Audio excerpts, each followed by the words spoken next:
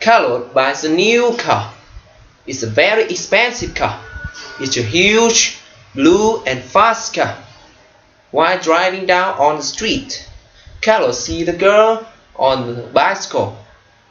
He has long blonde hair and is beautiful. He yells to her, "What's up?" She ignores him. He yells, "How's it going?"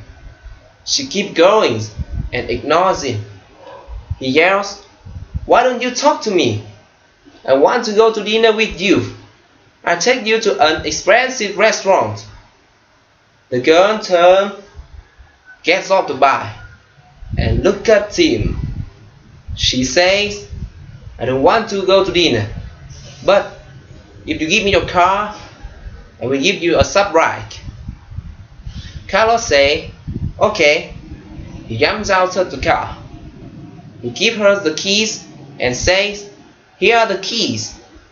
The beautiful blonde takes the keys and then kisses Carlos on the cheek. Then she jumps into the car and drives away. Carlos stands on the sidewalk.